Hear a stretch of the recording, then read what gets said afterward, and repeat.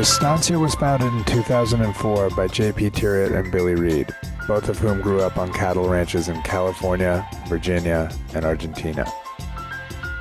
Estancia's mission is to provide consumers with the world's best-tasting beef. The company was founded on the simple principle that the world's best beef should logically come from the world's best cattle ground, not from feedlots. So why do we produce in Argentina and Uruguay? Why is the quality of our beef so compelling? For a start, let's take a look at how beef is produced in the Northern Hemisphere. In the United States, more than 98% of the beef produced comes out of a feedlot. This means that the cattle are fed corn, and to a much lesser extent forages such as baled alfalfa and hay. They are confined to small spaces, often concrete slab. Crowded into these highly unnatural environments, cattle are kept alive by constant dosages of antibiotics. Hormones are often introduced to induce accelerated weight gain. More than 70% of the antibiotics produced in the United States go to concentrate-fed livestock. This includes chickens and pigs, as well as cattle. The USDA defines natural as simply minimally processed. By this definition, every steak on every dinner plate in the U.S. is technically natural. At Estancia, we believe it's important to know exactly where your beef has come from, how the animal has been treated, and what it has eaten. Unlike nearly every other purveyor of natural beef, not to mention commodity beef, we have nothing to hide because our cattle never, ever see a feedlot.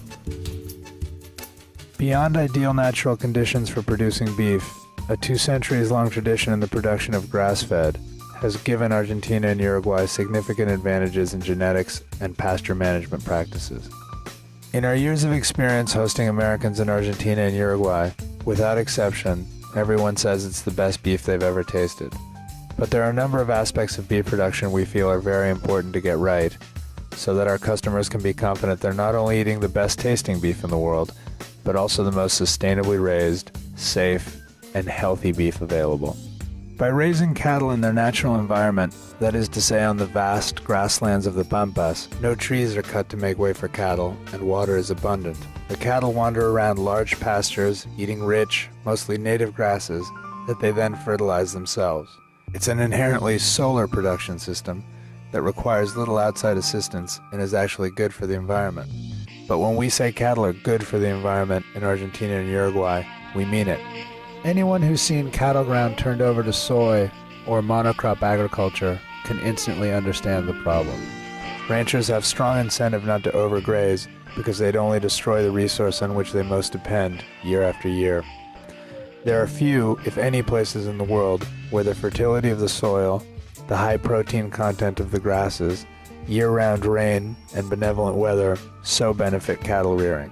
As with wine, where terroir is everything, so it is with real grass-fed beef. At the end of the day, you just can't fake it.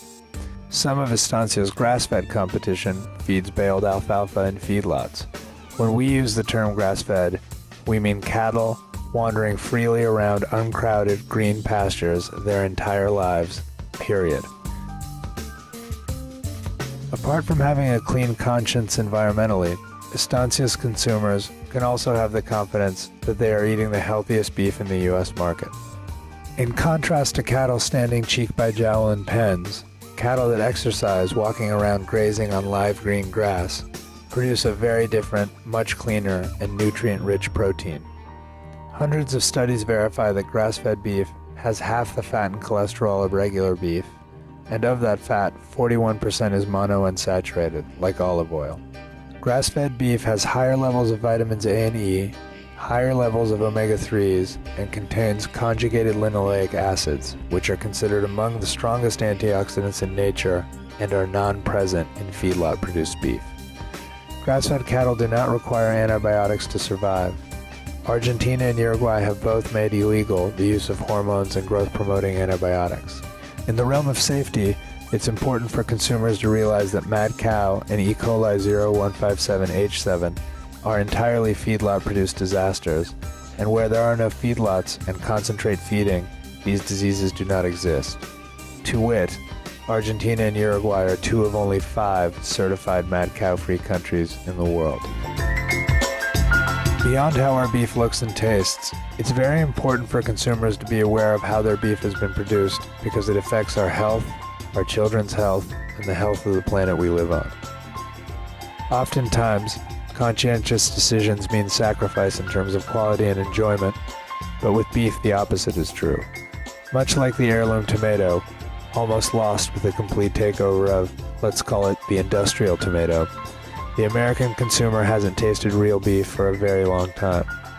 70 years ago, before the invention of the feedlot, beef from Argentina and Uruguay graced the tables of nearly all of America's finest steakhouses, as it does today in Europe.